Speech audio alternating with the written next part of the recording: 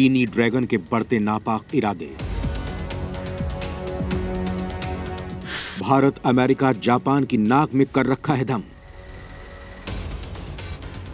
अरब महासागर में शोध के नाम पर कर रहा जासूसी।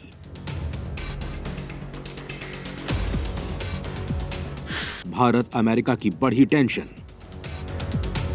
दोस्तों, पूरी दुनिया की नाक में दम रखने वाले चीन ने फिर अपनी हरकत दिखा दी है। चीन की हरकतों से भारत से लेकर जापान, ऑस्ट्रेलिया और अमेरिका तक परेशान है।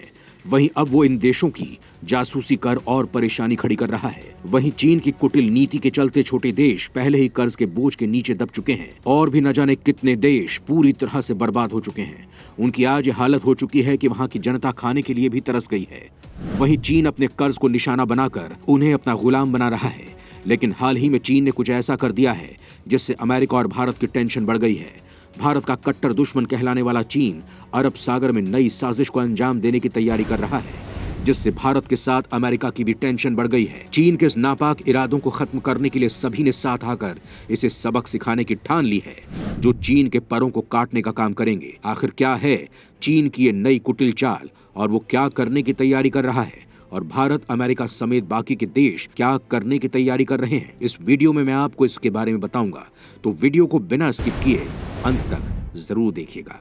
दोस्तों, चीन के कर्ज के तले दबे श्रीलंका में राजनीतिक संकट का दौर अभी खत्म भी नहीं हुआ था कि ड्रैगन एक और चाल चल दी है। चीन श्रीलंका में अपना बेहद शक्तिशाली जासूसी जहाज युआन वांग 5 भेजने जा रहा है। ये चीनी वैज्ञानिक शोध जहाज 11 अगस्त को हम्बनटोटा बंदरगाह पर लंगर डालेगा, जिसे श्रीलंका ने पैसा नहीं चुका पाने की एवज में बीजिंग को 99 साल की लीज पर दे दिया है। बताया जा रहा है कि जासूसी जहाज एक सप्ताह तक अरब सागर में रहेगा और जासूसी गतिविधियों को अंजाम देगा। चीनी जासूसी जहाज के आने की खबर से भारत और अमेरिका की टेंशन बढ़ गई है। विशेषज्ञों का कहना है कि ये चीनी जहाज सैटेलाइट को कंट्रोल कर सकता है और आने वाले अगस्त और सितंबर महीने में हिंद महासागर के पश्चिमोत्तर इलाके में समुद्र के अंदर शोध कार्य को अंजाम देगा। चीन ने हम्बनटोटा बंदरगाह को बनाया था और ये अभी तक श्रीलंका के लिए सफेद हाथी साबित हुआ है। चीन ने अपना पैसा लेने के लिए इस बंदरगाह के आसपास जमीन पर भी कब्जा देने की मांग की है। इसके साथ ही ये भी खबरें आ रही हैं कि हिंद महासागर में चीनी नौसैनिक जहाजों और सबमरीन की आमद काफी बढ़ गई है। वहीं इन सब को लेकर चीन का दावा है कि वो समुद्री तस्करों से निपटने के लिए अपने युद्धपोतों के दौरों को बढ़ा रहा है। हालांकि विशेषज्ञ इससे सहमत नहीं है। उनका कहना है कि इस तरह के शोध के नाम पर चीन हिंद महासागर में अपनी पनडुब्बियों के लिए रास्ता तलाश रहा है। इसके अलावा चीन की कुटिल नजर हिंद महासागर में छिपे प्राकृतिक संसाधनों जैसे तेल और गैस पर भी है। दोस्तों, चीन प्रशांत महासागर से लेकर हिंद महासागर तक शोध के नाम पर जासूसी करता रहता है। चीनी सेना के मुताबिक स्वदेश में बना तीसरी पीढ़ी का यह जहाज स्पेस क्राफ्ट की निगरानी करने में सक्षम है। चीन की समुद्री निगरानी क्षमता की रीढ़ कहा जाता है ये। चीन ने इसी जहाज की मदद से अपने अंतरिक्ष स्टेशन शेंझो, चंद्रमा पर भेजे गए प्रोब, मंगल ग्रह के प्रोब और बाइडू सैटेलाइट की लॉन्चिंग की सफलतापूर्वक निगरानी की थी।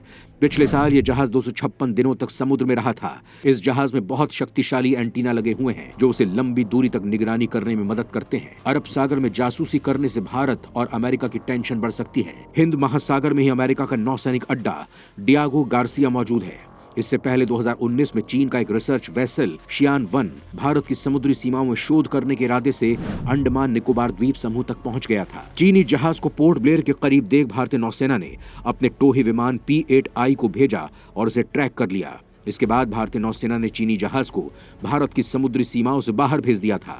वहीं भारत ने चीन को साफ कह दिया था कि वो अपने जहाज हमारे विशेष आर्थिक क्षेत्र में भेजने से पहले अनुमति ले। अमेरिका खुफिया एजेंसी FBI का खुलासा। चीनी हुआवे कंपनी के संचार उपकरण देश की सुरक्षा के लिए खतरा। अमेरिका की खुफिया जानकारी कर रहे लीक।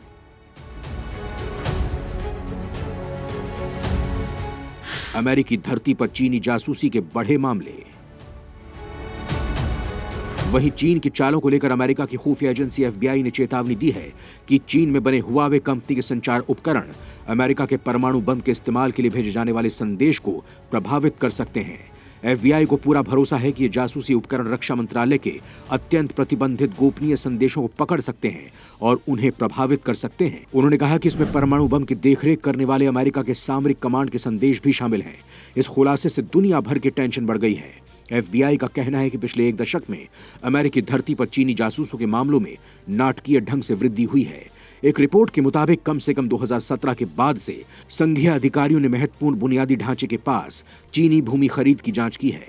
एक हाई प्रोफाइल क्षेत्रीय वाणिज्य दूतावास को बंद कर दिया है, जिसे अमेरिकी सरकार ने चीनी जासूसों और पत्थर की दीवारों का केंद्र माना है, जिसे उन्होंने सुनने वाले उपकरणों को लगाने के स्पष्ट प्रयासों के रूप में देखा था। FBI ने जिन सबसे चौंकाने वाली चीजों का खुलासा किया है, उनमें ग्रामीण मिडवेस्ट में अमेरिकी सैन्य ठिकानों के पास शेल टावरों के ऊपर चीन निर्मित हुआवे के उपकरण शामिल हैं।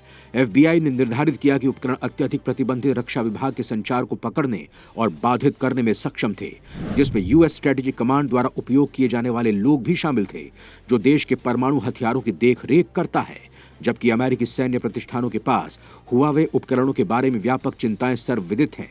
इस जांच के अस्तित्व और इसके निष्कर्षों की कभी रिपोर्ट नहीं की गई है। इसकी उत्पत्ति कम से कम पूर्व बराक ओबामा प्रशासन तक फैली हुई है, लेकिन यह स्पष्ट नहीं है कि क्या खुफिया समुदाय ने निर्धारित किया था कि क्या वास्तव में कोई डेटा इंटरसेप्ट किया गया था और इन टावरों से बीजिंग वापस भेजा गया था। इन मुद्दों से परिचित सूत्रों का कहना है कि तकनीकी दृष्टिकोण से यह साबित करना अविश्वसनीय रूप से कठिन है कि दिए गए डेटा का पैकेज चोरी हो गया और विदेश भेज दिया गया। चीन ऑस्ट्रेलिया के खिलाफ कर रहा मोर्चेबंदी।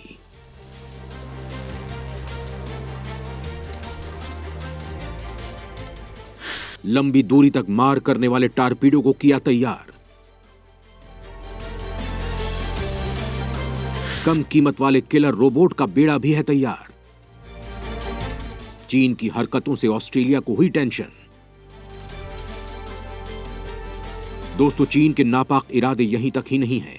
जापान से लेकर ताइवान तक को आंखें दिखा रहा चीन अब ऑस्ट्रेलिया के खिलाफ अपनी मोर्चेबंदी को तेज करने जा रहा है। चीन ने दावा किया है कि उसने लंबी दूरी तक मार करने वाले टॉर्पीडो की डिजाइन बनाने में सफलता हासिल कर ली है। ये टॉर्पीडो परमाणु ऊर्जा से चलेंगे और बिना किसी के पकड़ में आए ही 1 सप्ताह के अंदर ऑस्ट्रेलिया पर हमला कर सकते हैं। चीन ने दावा किया है कि टॉर्पीडो बहुत छोटे परमाणु रिएक्टर से चलेंगे, जिससे यह हथियार छोटा रखने में उसे सफलता मिली है। चीनी वैज्ञानिकों के मुताबिक इसमें रोचक बात यह है कि परमाणु रिएक्टर इस्तेमाल होने के बाद अपने आप ही नष्ट हो जाता है। चीन ने इस टॉर्पीडो के लिए बड़ी योजना बनाई है।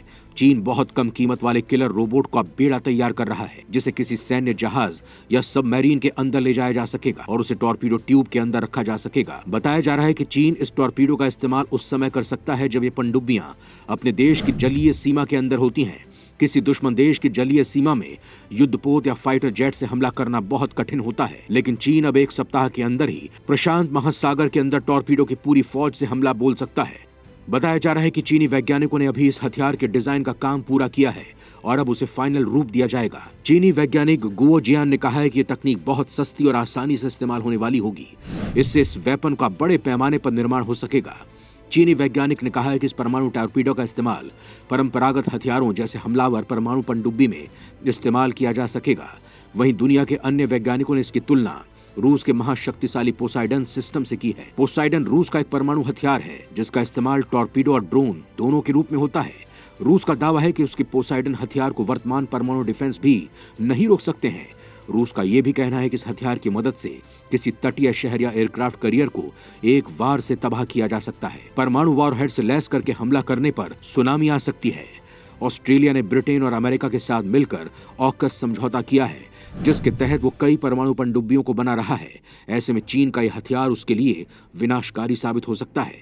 दोस्तों, जिस तरह से चीन के खतरनाक और नापाक इरादे लगातार बढ़ते जा रहे हैं, उन्हें देखते हुए दुनिया के बाकी देशों को साथ आकर इसे रोकना होगा।